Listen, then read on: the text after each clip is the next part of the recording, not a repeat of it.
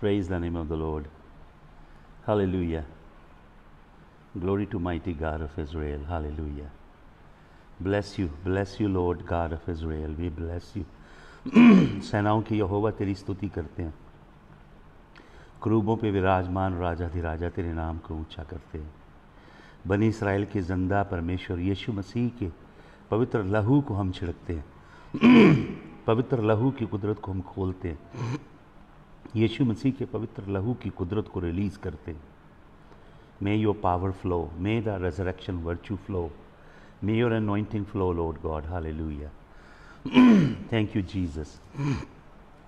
Hallelujah. धन्यवाद धन्यवाद धन्यवाद हो प्रभु, आपका धन्यवाद धन्यवाद हो धन्यवाद हो। हालेलुया। तेरे लहू की जय हो।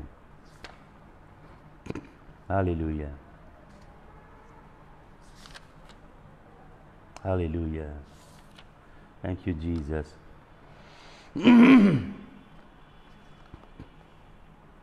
धन्यवाद। हालेलुया। आइए हम एक भजन गाएं, ज़बूर गाएं।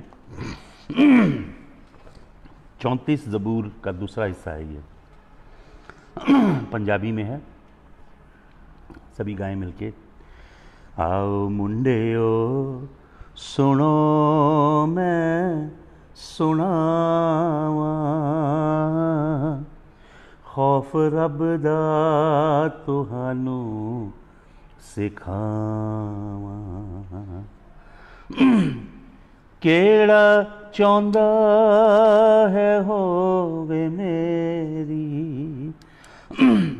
केड़ा चाहुंदा है होवे मेरी,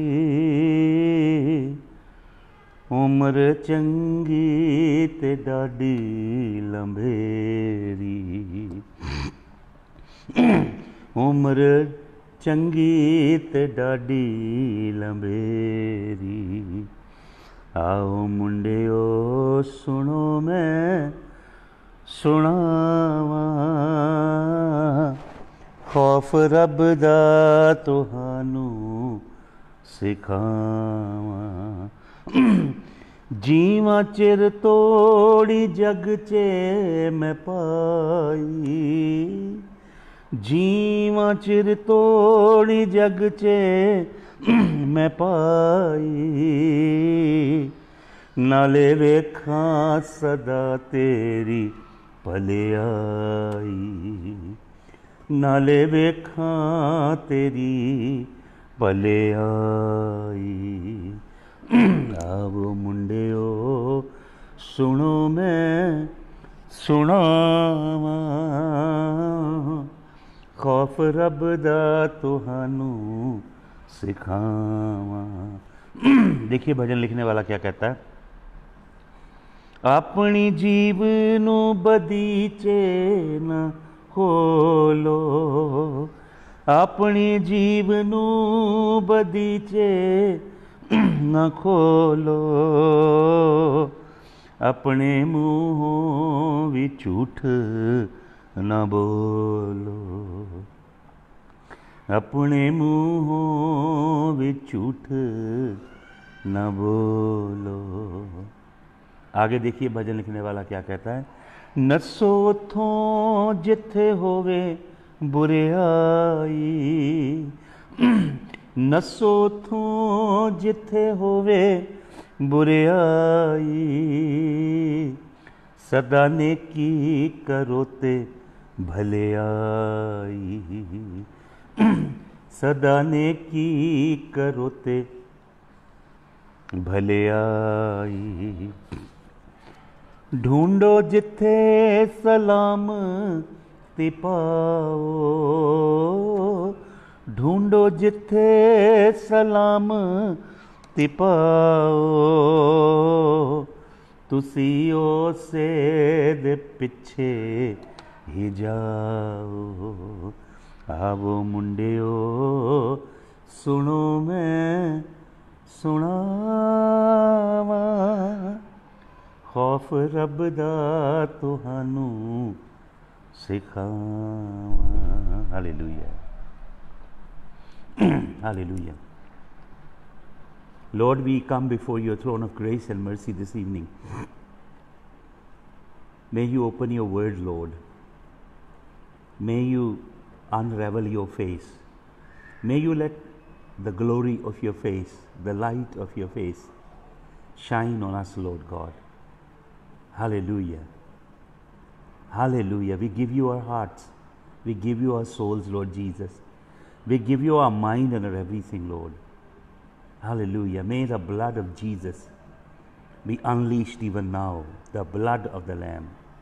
तेरे कलाम को खोल खुदावन, तेरे कलाम के खुलने से रोशनी मिलती है और हमें एक नया मसा दे, यीशु मसीह के जलाली नाम में, आमीन। हालेलुया। सबको जय यीशु मसीह की। आज मैं आपके साथ बात करना चाहता हूँ। परमेश्वर का वचन बात करता है एक सबत की। सबत अर्थात एक ऐसे विश्राम की जो स्वर्गीय है। अगर आप बाइबल में एक विशेष पुस्तक पढ़ेंगे, इब्रानियों की पत्री। इब्रानियों की पत्री बहुत गहरी है। जैसे पूरा का पूरा पुराना नियम जिसे हम कहें, इब्रानियों की पत्री में समाया हुआ है। इब्रानियों की पत्री का 2 अध्याय 3 अध्याय उस अद्भुत रेस्ट के विषय में बात करते हैं। एक ऐसा विश्राम है, स्वर्गीय विश्राम, जो परमेश्वर हमें देना चाहता है। हालेलुया। तो आज हम उस स्वर्गीय विश्राम के विषय में कुछ बातें सीखेंगे परमेश्वर के कलाम से। और मैं चाहता हूँ आप मेरे संग निकालें, इब्रानियों की पत्री निकालें जल्दी से। इब्रानियों की पत्री उसका 4 अध्याय और उसके 7 वचन से मैं आपके लिए पढ़ता हूँ। इब्रानियों की पत्री 4 अध्याय के 7 वचन से सुनिए।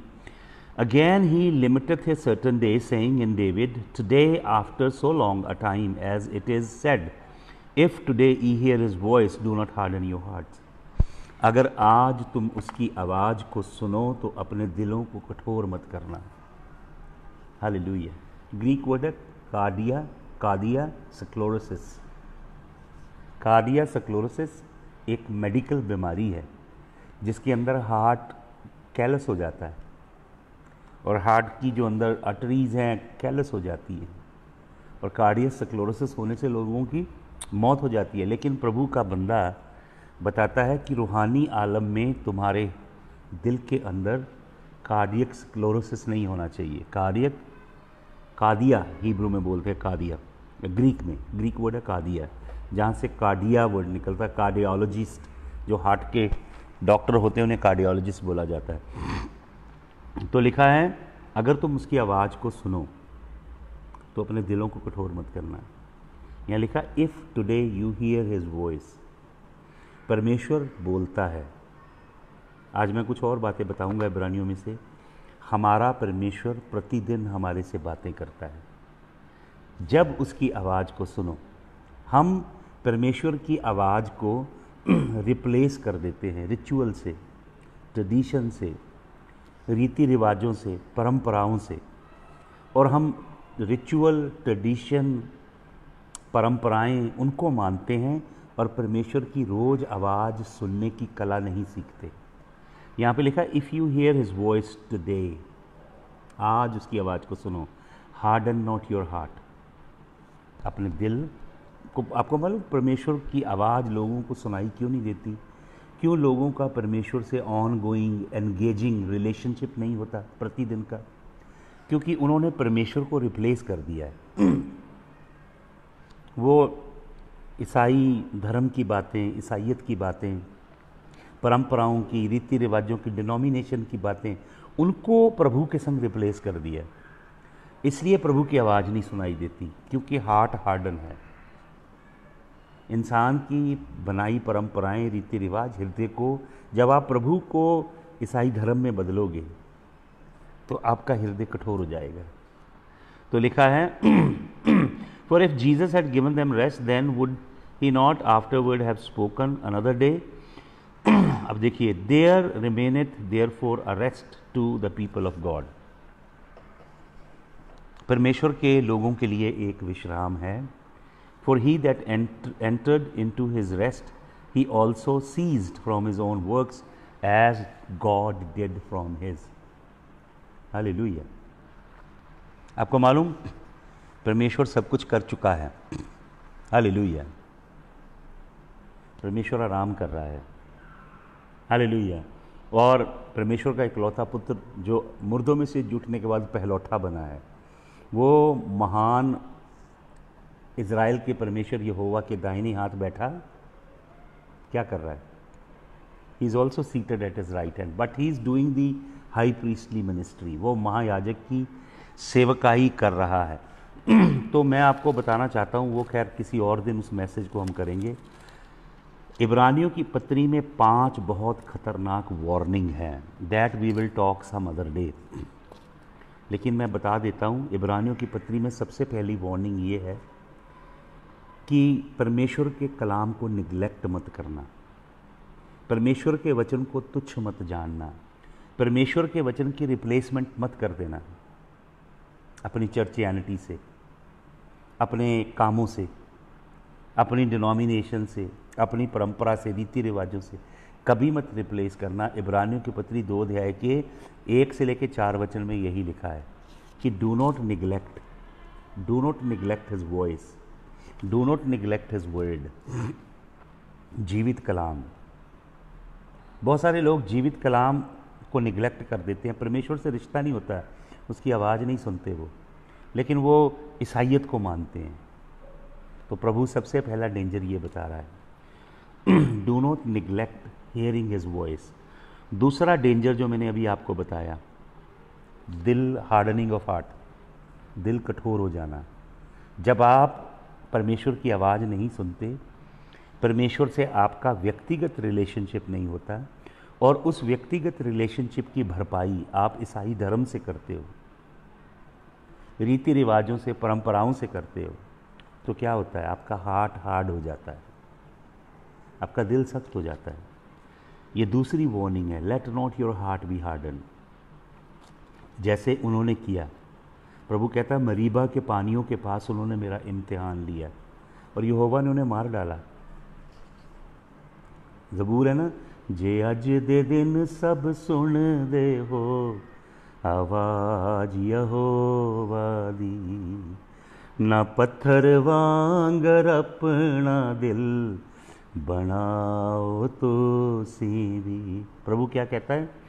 तुहाडे अगले आने जद मैनू अजमाया सी, तुहाडे अगले आने जद मैनू अजमाया सी, हाँ कीता मेरा इम्तिहान मैनू अजमाया सी।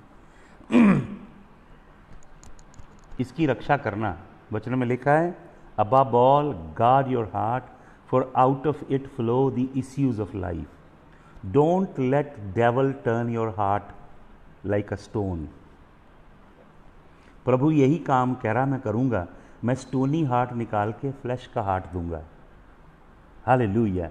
बाइबल, यीशु मसीह के क्रूस पे जाना, बाइबल की पूरी जो परमेश्वर की प्लान है, it boils down to God removing the heart of stone. परमेश्वर पत्थर का दिल निकाल के हमें हार्ड मांस का दिल देता है, और उसको अब हार्ड मत होने देना। इब्रानी की पत्री 3 अध्याय के 7 वचन में भी यही वार्निंग है। और तीसरी वार्निंग यहाँ पे दी गई है, डलनेस ऑफ हियरिंग। दिल के अंदर कलाम रखना, कानों में सुनने की डलनेस ना हो। वचन एक पढ़ देता हूँ, इब्रानियों की पत्री 5 अध्याय का 11 वचन सुनिए। Of whom we have many things to say and hard to be uttered, seeing ye are dull of hearing। तुम सुनना नहीं चाहते सच्चा कलाम, तुम सुनना चाहते हो झूठा कलाम, तुम वो सुनना चाहते हो जो तुम्हें अच्छा लगता है, तुम्हारे फ्लैश को बढ़िया लगता है। मैंने आपको बताया ना कि प्रेरित पौलुस कहता है कि अंत के दिनों में they will turn to fables, और कानों की खुजली के कारण इन्हें गुरु धारेंगे, and they will turn away to fables, कहानियाँ। और कानों की खुजली के लिए वर्ड है किनीथो, they will like to hear what they want to hear, और फेबल्स की तरफ चले जाएंगे, उसका मतलब है वो सुनेंगे। हालेलुया। दूसरा वर्ड है मूथोस। मूथोस समझते हैं आप क्या वर्ड है? जहां से इंग्लिश का वर्ड निकलता है मिथोलॉजी। हालेलुया। मिथोलॉजी, दंत कथाएं। लोग दंत कथाओं की ओर जाएंगे। हालेलुया। और सच्चा वचन नहीं सुनेंगे। तीसरी वार्निंग है डलनेस ऑफ हियरिंग। चौथी वार्निंग है डेंजर ऑफ ड्रॉइंग बैक, पीछे मत हटना। इब्रानियों की पत्री 10:26 में ये वार्निंग है, डू नॉट ड्रॉ बैक, पीछे मत हट जाना। जो हल पे हाथ रख के पीछे देखता है वो मेरे राज्य के लायक नहीं, यीशु मसीह कहते हैं। फिर पांचवी वार्निंग, इस पर हम फिर किसी दिन प्रचार करेंगे। पांचवी वार्निंग है डेंजर ऑफ रिफ्यूजिंग गॉड, इनकार कर देना। जब ये चार वार्निंग को आप सीरियसली नहीं लेते, इवेंचुअली आप अपने परमेश्वर का इनकार कर देंगे। हालेलुया। तो इसके ऊपर तो अब मैं आपको बताना चाहता हूं कि अगर वचन को कॉन्टेक्स्ट में नहीं पढ़ोगे तो वो प्री टेक्स्ट बन जाएगा, और प्री टेक्स्ट को आप प्रीच करोगे तो आप हेरेसीज, कल्ट की टीचिंग बनाते चले जाओगे। आपकी शिक्षा परमेश्वर के वचन पे नहीं होगी, आप कल्टिक टीचिंग देंगे, हेरेटिकल टीचिंग लोगों को देंगे। मैं आपको बताना चाहता हूँ इब्रानियों की पत्री असल में लिखी गई है यहूदियों के लिए। प्रेरित पौलुस ने यहूदी विश्वासियों के लिए लिखी, लेकिन ये केवल यहूदी विश्वासियों के लिए नहीं, हमारे लिए भी है। तो जो यहूदी लोग थे, यीशु मसीह के क्रूस पे जाने के बाद भी 70 AD तक वो कुर्बानियाँ देते रहे, बकरों, छतरों, मेमनों की कुर्बानियाँ देते रहे।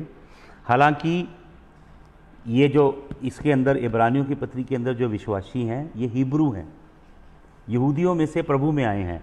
तो इनके लिए इब्रानियों की पत्री लिखने वाला क्या कहता है? इब्रानियों की पत्री लिखने वाला कहता है तुम अब उन कुर्बानियों में कंटिन्यू नहीं कर सकते। हमारा, कुरिन्थियों को वो लिखता, हमारा फसह का मेमना कुर्बान हो गया, अगर तुम ये कंटिन्यू करोगे, देयर रिमेनेथ नो सैक्रिफाइस। जैसे अगर आप इसको आउट ऑफ कॉन्टेक्स्ट लोगे तो आप गलत टीचिंग बना लोगे इब्रानियों की पत्री में से। तो वो कहता है if you go back to the old ways, there remaineth no sacrifice and you have trampled the precious blood of the lamb under your foot. Hallelujah. तो अगर इसे पढ़ेंगे, जो आज आपको मैं बताना चाह रहा हूँ बात, इब्रानियों की पत्री को आप पढ़ेंगे, इसमें 11 बार शब्द आया है रेस्ट। एक आराम आ रहा है जो परमेश्वर अपने लोगों को देना चाहता है। 10 बार ये जो शब्द आया है यहाँ पे ग्रीक में आराम के लिए, इसका मतलब है just chill out, relax, go down on a beach and just lie down, relax and you know, थोड़ा जूस पियो और थोड़ा ड्रिंक का मतलब दारू नहीं, मतलब जस्ट रिलैक्स, चिल आउट। लेकिन एक बार जो शब्द है उसका मतलब वो रेस्ट नहीं है। 10 बार उसका मतलब है यू सीज टू वर्क, अब कोई काम नहीं, अब आराम है, आप हेवनली रेस्ट के अंदर एंटर कर गए हो। You were caught up to meet the Lord in the air, वो तुरी फूकी गई आखिरी, हालेलुया, हम उठा लिए गए, प्रभु से हवा में मिले, and we ceased from a labour and we entered into perpetual heavenly divine Sabbath, perpetual rest of the Most High God. Hallelujah. Heavenly Sabbath के अंदर हम लोग दाखिल हो गए। Hallelujah. आपको मालूम, जेनेसिस के अंदर in book of Genesis we see God created the entire universe. You know, universe and universes. The universes that we don't see with our eyes and the universe that we can see, He all created them in 6 days and on the 7th day God rested. 7वें दिन परमेश्वर ने आराम किया। आपको मालूम परमेश्वर ने 7वें दिन आराम क्यों किया? God rested on the 7th day because there was nothing else to create. He created everything in the 6 days. God was, आपको मालूम परमेश्वर जो पहले दिन बनाता, what God was creating on the first day needed second day, and what God created in the second day needed the third day. What God created in the third day required the fourth day. What God created in the fourth day required the fifth day. What God created in the fifth day, ultimately God needed a crowning masterpiece of His creation to rule over the works of His hand, man. He created man. Then He put him to sleep and took woman out of man. परमेश्वर ने पहले दिन आदम को नहीं बनाया, क्योंकि अभी garden नहीं बना था, अभी कुछ भी नहीं बना था।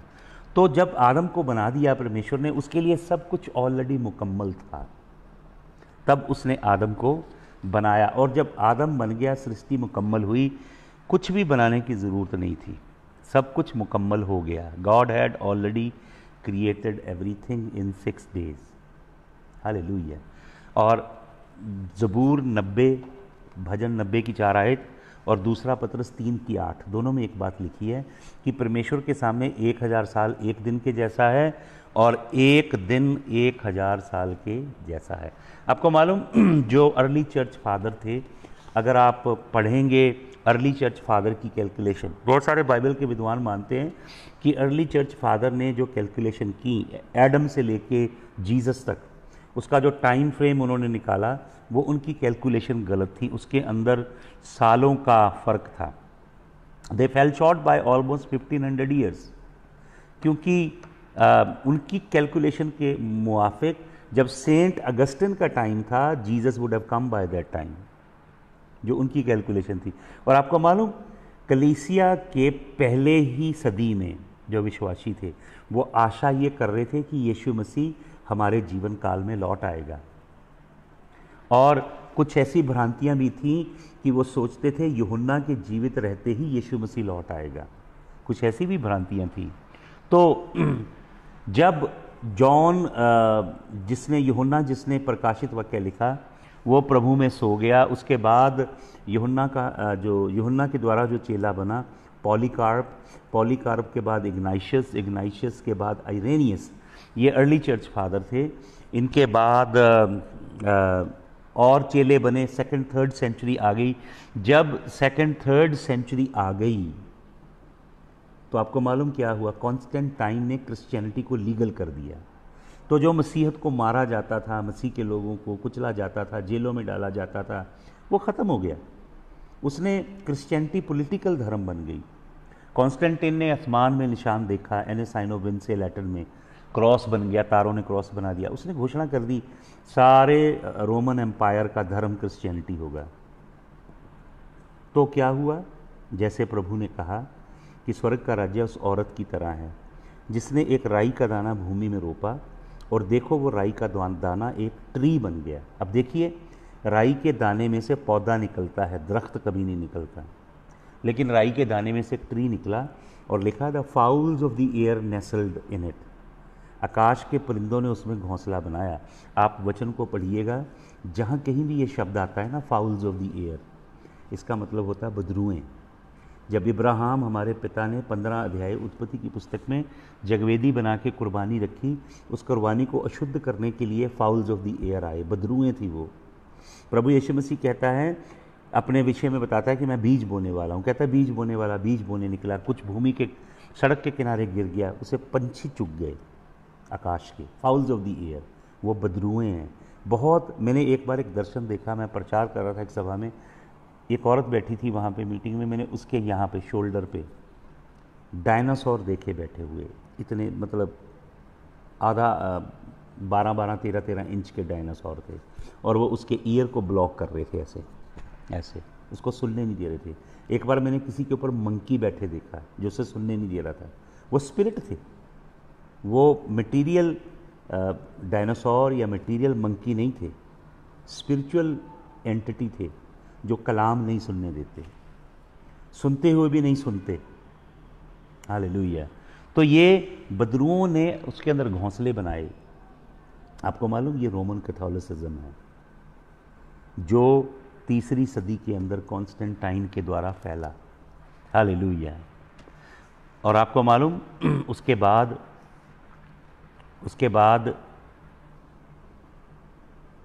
3rd सेंचुरी के बाद क्या टीचिंग आ गई? 3rd सेंचुरी के बाद टीचिंग आ गई कि हमें पृथ्वी के ऊपर अपनी डोमेन बनानी है, अपनी एम्पायर एस्टैब्लिश करनी है ऑन दी अर्थ। तो कुछ सदियों के लिए उन्होंने ऊपर देखना बंद कर दिया कि हमारा प्रभु बादलों पे आ रहा है। चर्च को एक एम्पायर की तरह बनाया गया, एम्पायर की तरह। जब आपको मालूम 5वीं सदी ख़त्म हुई, 6ठी सदी शुरू हुई, पेपसी ने पूरा जोर पकड़ लिया, रोमन कैथोलिसिज्म ने। और जो पोप था उसको विकर ऑफ क्राइस्ट बोला गया कि यीशु मसीह का एक ही रिप्रेजेंटेटिव है ज़मीन पे और वो है पोप। और पोप जो था वो यूरोप के, ब्रिटेन के, इवन की नॉर्थ अमेरिका के जो मोनार्की होती थी, राजे होते थे, किंगडम होती थी, उनके राजों को वही अभिषेक करता था। पोप चुनता था किसे राजा बनाया जाए। रोमन कैथोलिक चर्च का पूरा पूरा दखल होता था पॉलिटिक्स में, किंगडम के अंदर। दे वर द किंग मेकर्स। तो क्या हुआ, 6वीं हर युग में थियोलॉजी चेंज होती रही है, फॉल्स टीचर खड़े होते रहे हैं, झूठे नबी, false apostle and false teachers, they kept coming in every century. So many heresies and false teachings continued creeping up as you study the church history. But by 600 to 700 AD, they changed everything completely.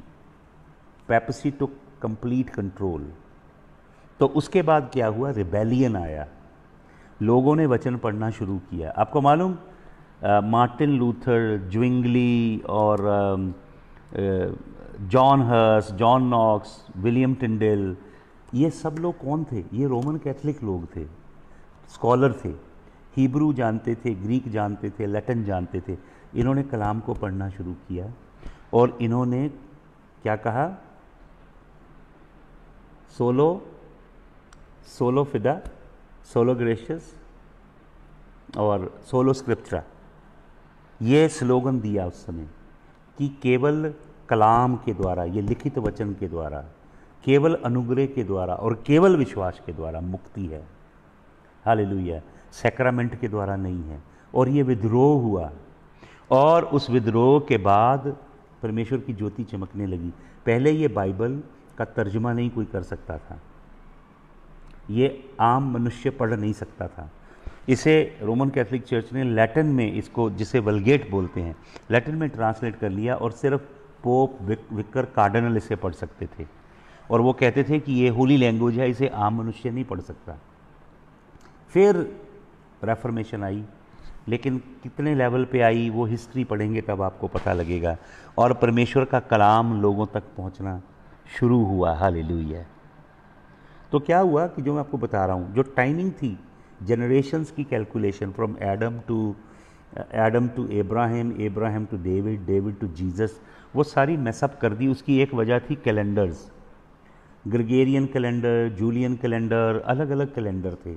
Bible के अंदर यहोवा ने एक calendar दिया है जिसको नहीं लोगों ने माना। मैं सुबह आपको बता रहा था, यहोवा ने फेस्टिवल दिए हैं, पर्व दिए मनाने के लिए। 23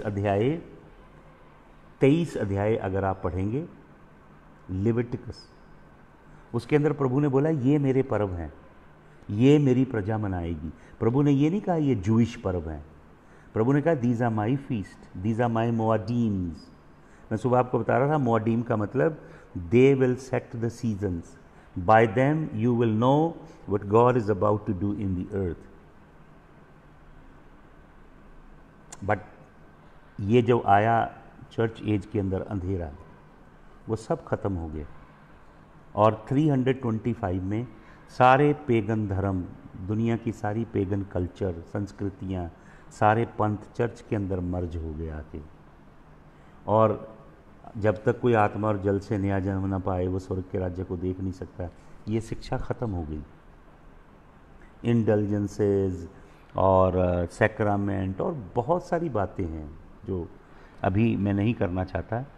तो जो प्रोफेटिक लाइन थी, टाइम लाइन थी, जैसे डैनियल 9:27 में जो प्रोफेटिक टाइम लाइन है मसाया तक आने की, अगर उसको एग्जैक्टली कैलकुलेट किया जाए तो एग्जैक्टली वो दिन आता है जिस दिन प्रभु यीशु मसीह गधी के बच्चे पे सवार होकर यरूशलेम को गया, जो नबी ने कही। लेकिन इसके बीच में एक गैप आ गया क्योंकि उसको प्रॉपरली कैलकुलेट नहीं किया गया। जैसे उसको कैलकुलेट किया जाना चाहिए था वैसे उसको कैलकुलेट नहीं किया गया। इस वजह से तो परमेश्वर ने सातवें दिन परमेश्वर ने आराम किया। आपके और मेरे लिए एक हेवनली रेस्ट है। आपको मालूम, जो लोग मैंने सारे वो पर्सपेक्टिव पढ़े हैं। आई बिलीव कि कलीसिया 7 साल के सताव आने से पहले उठाई जाएगी। मैंने बहुत साल इसका अध्ययन किया है। मैंने दूसरा पर्सपेक्टिव का भी अध्ययन किया है कि कलीसिया सताव में से होकर गुजरेगी। I studied that also. फिर मैंने प्री रॉथ भी स्टडी किया है। कुछ लोग कहते हैं कि कलीसिया परमेश्वर की रॉथ शुरू होने से पहले उठा ली जाएगी। फिर मिड ट्रिब में रैप्चर होगा, वो भी मैंने अध्ययन किया। अगर ये समझते हैं कि कलीसिया सताव में से होकर निकलेगी और परमेश्वर कलीसिया को पर्ज करेगा, देखिए कलीसिया को पर्ज करता है परमेश्वर के कलाम का निर्मल पानी। इफिसियों की पत्री में लिखा है, he washes the bride with the water of his word. वो कलीसिया को क्लेंज करता है अपने पवित्र लहू के द्वारा, जिसका दाम दे के उसने कलीसिया को मोल लिया। तो जब कलीसिया उठा ली गई, हालेलुया, हारपेजो वर्ड है, हारपेजो ग्रीक वर्ड है, जिसका मतलब सडनली किसी डिजास्टर के आने से पहले स्नैच करके ले जाना। वो डिजास्टर आने से पहले स्नैच करके ले जाएगा, हालेलुया। और वचन में क्या लिखा है कि हम प्रभु को हवा में मिलेंगे और फिर हम प्रभु के संग रहेंगे। कितने साल? 7 ईयर्स। तो वचन बताता है कि हम बेमा सीट के आगे खड़े होंगे। यीशु मसीह सिंहासन पे बैठेगा। सब जितने यीशु मसीह के बेटे बेटियां हैं, जितने दास दासियां हैं, सबको उस बेमा सीट के आगे खड़ा होना पड़ेगा। बेमा सीट के आगे फायर है, यीशु मसीह की प्रेजेंस का फायर। उस फायर में से क्या होगा? प्रभु आपको नहीं निकालेगा, आपके कामों को निकालेगा। हालेलुया। प्रभु कहता है प्रकाशित वाक्य में, मैं तेरे काम जानता हूं। हम लोग काम लेके जाएंगे। आप पैसा जो इकट्ठा कर रहे हो वो नहीं लेके जाओगे, रियल एस्टेट जो इकट्ठी कर रहे हो वो नहीं लेके जाओ। आप सब जानते हो, मुझे बताने की ज़रूरत नहीं है। केवल आप लेके जाओगे जो प्रभु के लिए आपने किया है।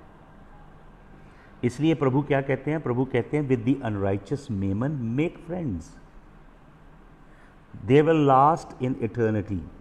The only usage of the money is that you invest it in the kingdom. You can invest the money now for the next kingdom to come and win souls for the Lord. That is the only wise use of your prosperity that God will bestow upon you. आप लोगों को दिखाई दे रहा है? Can you see me please? Please. Hallelujah. Now check. अभी network आ रहा है? Buffering. Is it okay now? Okay, let me just get up and walk around. Hallelujah. Thank you, Jesus. Hallelujah.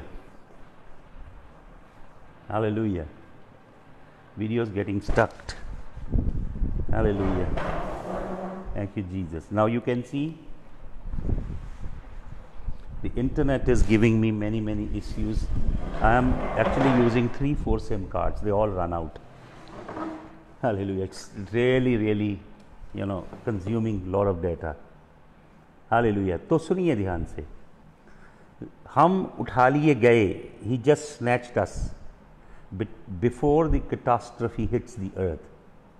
मैंने आपको बताया था वर्ड है कैटास्ट्रफे। और हम प्रभु के संग गए, hallelujah.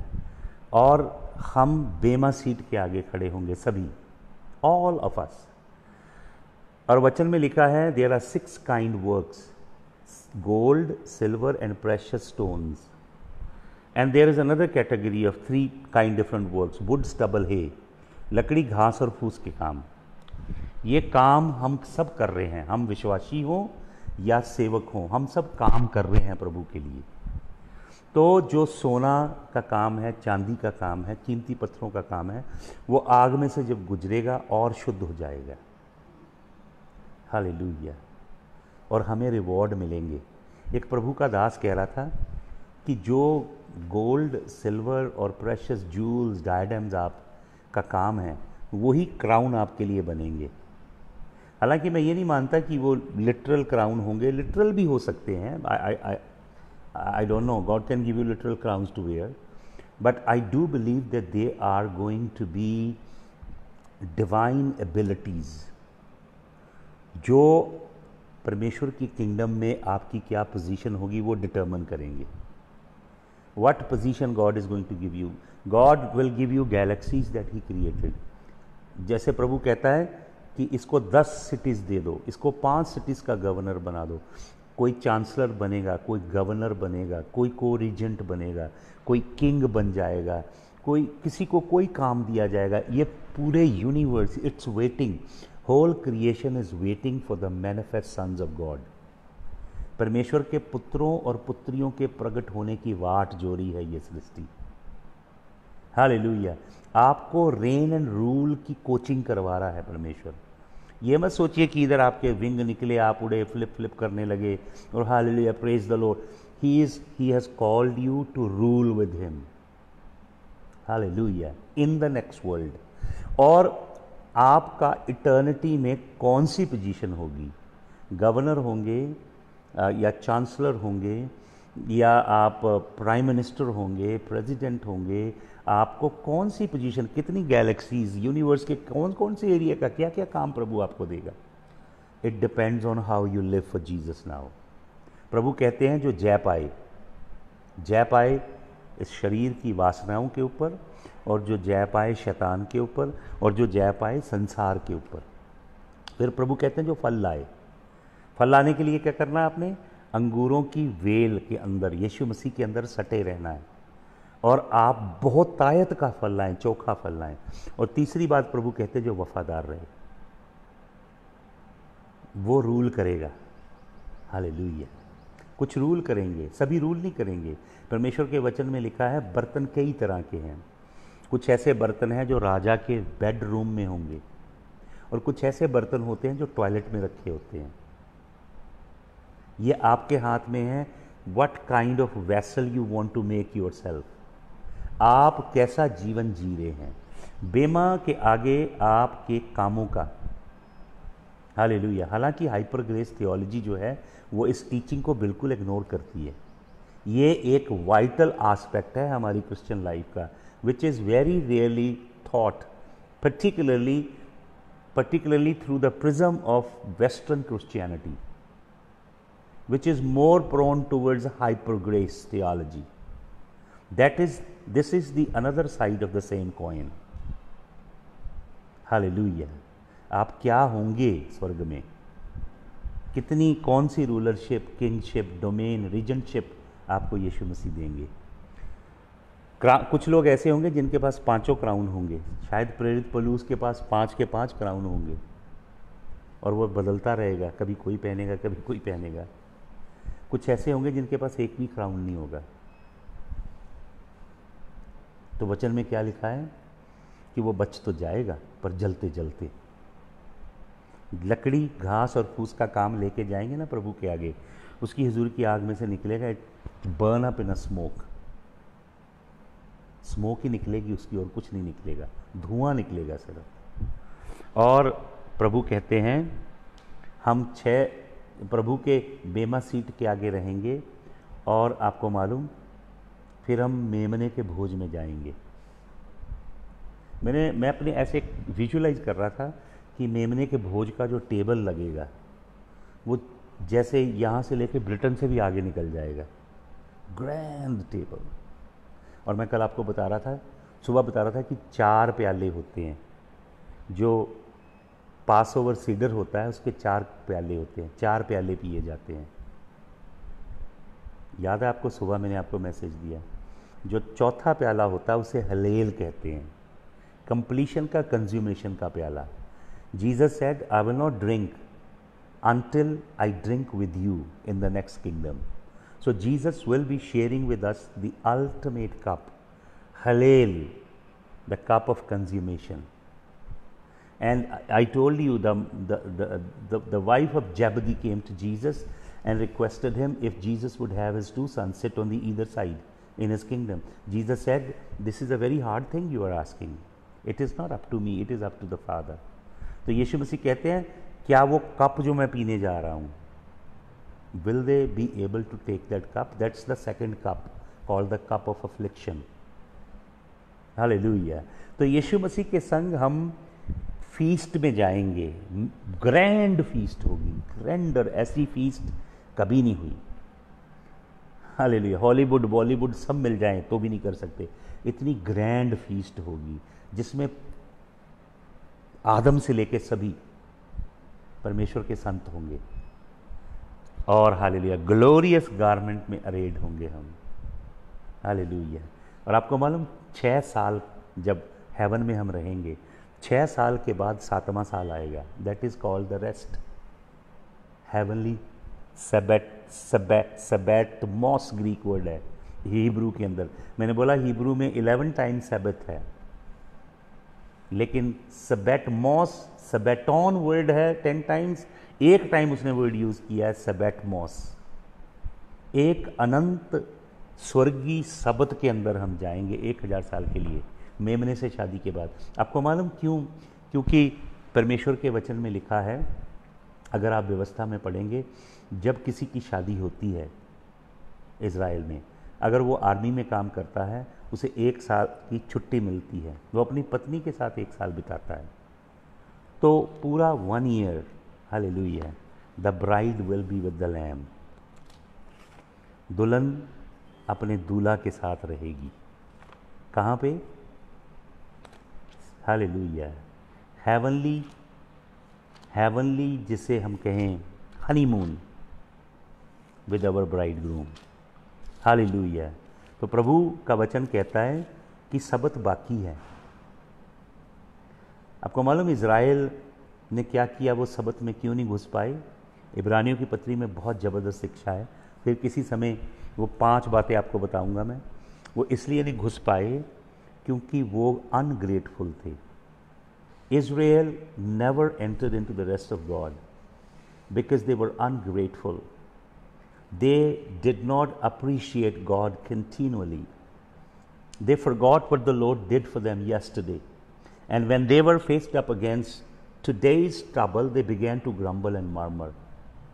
The Lord was trying to teach them, when I do something great and mighty for you, begin to celebrate that. Create a monument around my great miraculous doings, so that they will remind you in the future when you enter into tough situation in your life, so that you can remember, the Lord did that for me, He will do this for me. You remember David when he stood before King Saul, and Saul, when he looked at his stature and he derided him because that giant was so huge, humongous.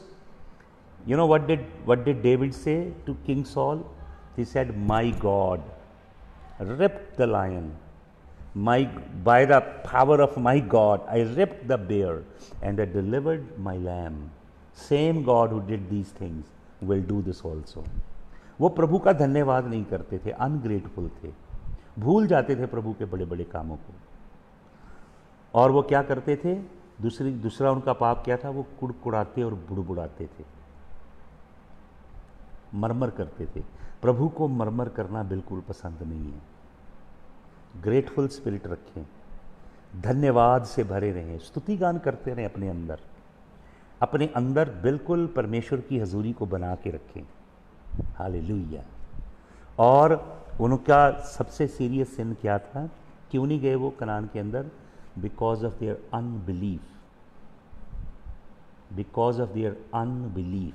अगर आप धन्यवादी नहीं होंगे प्रभु के, और अगर आप कुड़कुड़ाएंगे और बुड़बुड़ाएंगे, अगर आप प्रभु के उपकारों को भूल जाएंगे, प्रभु का दास कहता है उसके किसी उपकारों को मत भूलना है। मेरे मन यहोवा को धन्य कह और उसके किसी उपकार को मत भूलना। Don't forget what the Lord did for you in 2019, 2018. Remember that, celebrate that, create a monument, teach your children. That is why we share our testimonies. Hallelujah. The word says they overcame the devil by the blood of the Lamb and by the word of their testimony. You will never overcome the devil if you are grumbling and murmuring. Only praiser and only people who have a grateful heart, only people who continually appreciate the Lord, they overcome the devil. Hallelujah. Murmuring, grumbling spirit is the spirit of Satan. कुड़कुड़ाने बुड़बुड़ाने वाली आत्मा शैतान की आत्मा है। वो इसलिए नहीं घुसे बिकॉज ऑफ देयर अनबिलीफ, अपने अविश्वास के कारण वो नहीं जा सके परमेश्वर की सबत के अंदर, परमेश्वर की रेस्ट के अंदर। इसलिए इब्रानियां लिखने वाला हमें भी वार्निंग देता है, देखो कहीं तुम्हारे में से कोई चूक ना जाए। हालेलुया। आइए हम यहोवा परमेश्वर की सबत के अंदर आराम में घुसें। हम लेबर भी करते हैं, मेहनत भी करते हैं, परिश्रम भी करते हैं, लेकिन at the same time rest को भी एंजॉय करें। And nurture yourself, nurture your soul, your spirit, your body, enjoying the Lord. Hallelujah. आप इतना रेसल ना करें कि आप नेसल करना भूल जाएं। नेसल वाइल यू रेसल। हालेलुया। प्रभु के अंदर आनंद की भरपूरी, प्रभु के चरणों के अंदर चिल आउट करना। हालेलुया। इसीलिए परमेश्वर ने सबत का नियम दिया, हालेलुया, कि लोग रेस्ट करें। सबत मनुष्य के लिए बनाई उसने। हालेलुया, प्रभु का धन्यवाद हो। तो स्वर्गीय सबत के अंदर हम एंटर हों, और इसके अंदर जो वार्निंग है, इब्रानियों की पत्री में मैंने 5 वार्निंग बताई आपको, उन वार्निंग पे ध्यान रखें। हालेलुया। प्रभु आप सबको बहुत आशीष दे। The Lord bless you. I shall see you tomorrow in Jesus name, amen.